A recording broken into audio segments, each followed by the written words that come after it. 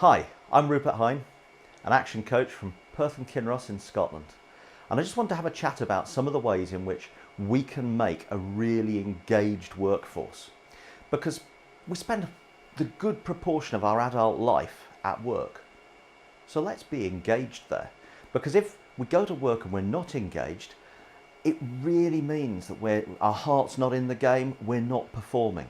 So if we can get the team engaged, all of a sudden you get a massive increase in the performance and the productivity of the team, and they actually find a good reason to come to work.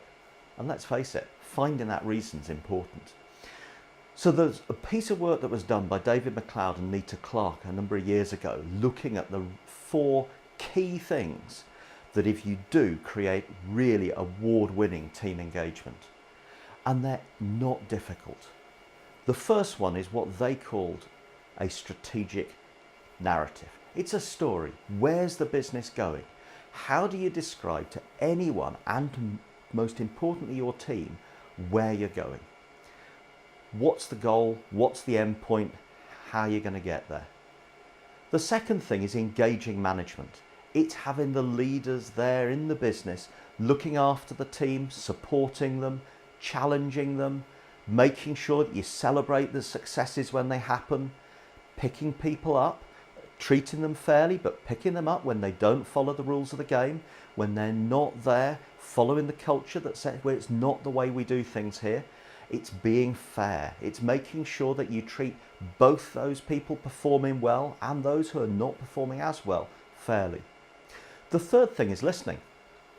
It's making sure that members of the team genuinely feel that when they have an opinion, it's being listened to. Doesn't mean you're always going to do what they suggest, but it does mean that you explain why. Because the power of being able to explain why you do something really comes through.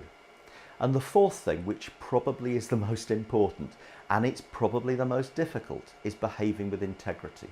It means always doing the things that you say you're going to do.